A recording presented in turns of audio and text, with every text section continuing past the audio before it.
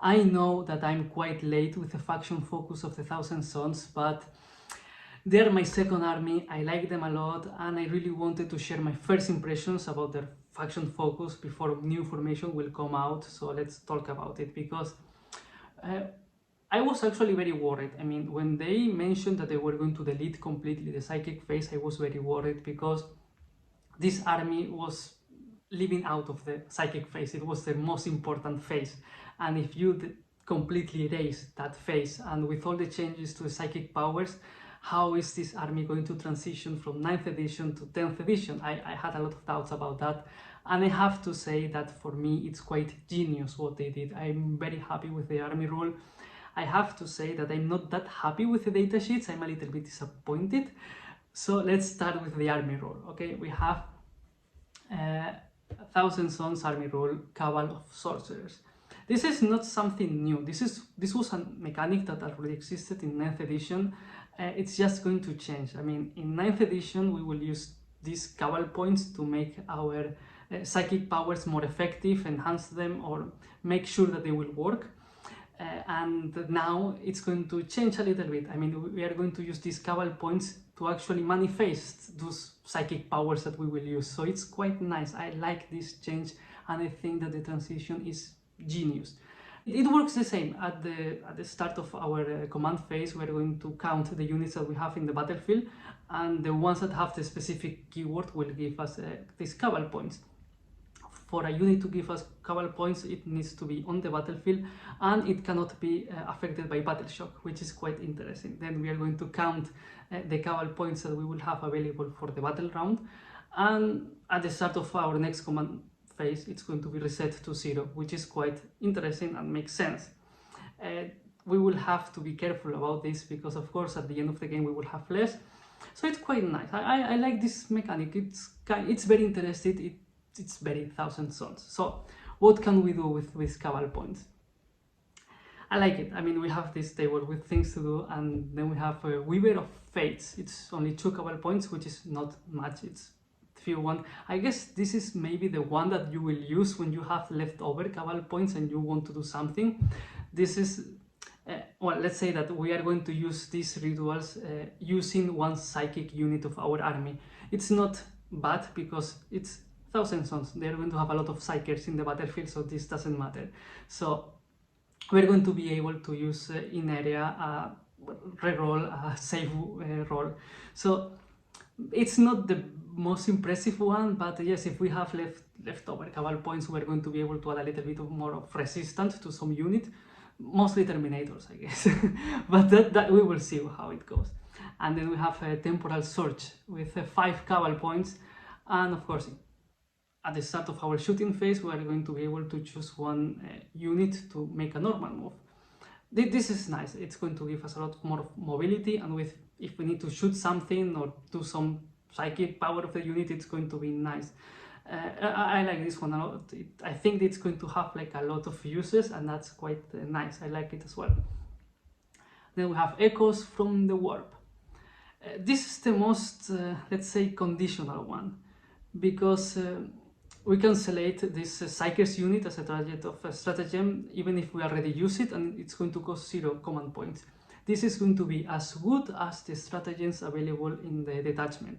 So I don't want to talk about it because it will depend a lot. And then we have the impressive one. We have Doombolt. This was a very common psychic power. I remember this was a quite easy to cast psychic power, and then you will do a 3 mortal wounds, and then you will add Cabal points to make it 3 mortal wounds plus d3, and this is what it's going to do right now. I mean, you choose a psychic for your army, and then on an enemy unit within 18 inches you're going to roll 1 dice.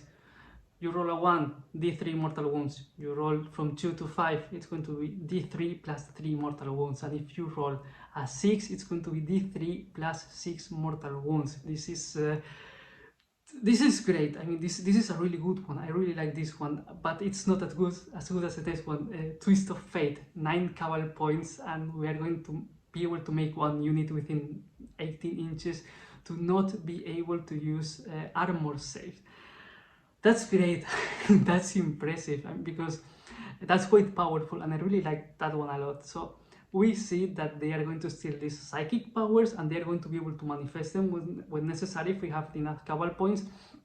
And it's quite nice. I like a lot what they did, and I want to see this in game.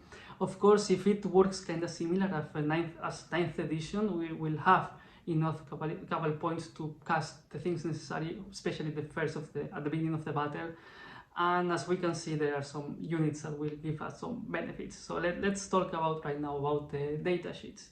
Let's talk about Ahriman, and I have to say that I'm a little bit disappointed by this datasheet, because this gentleman, I mean, if we do not count Magnus the Red, this gentleman is the strongest Psyker that we have in the Thousand Sons. And his datasheet is a little bit lacking, especially in the range and melee weapons, because he's going to be able to have, as range attacks, he has his pistol, and he has Psychic Stalk. It's 1 attack, strength 6, AP -1, and damage D6.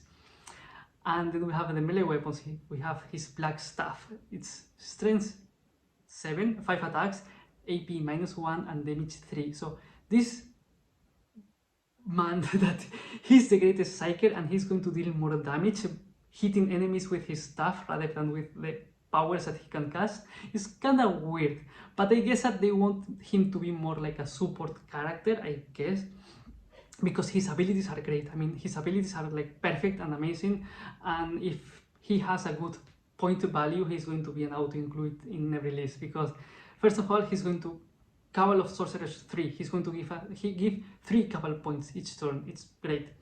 And then his Rubric Lord, he's going to give +1 to wound, and this is great because usually Thousand Souls, they don't have like weapons with a lot of strength, so he's going to be able to make them wound easier. This is great. I like these abilities a lot. I mean, it's the best that he has the abilities.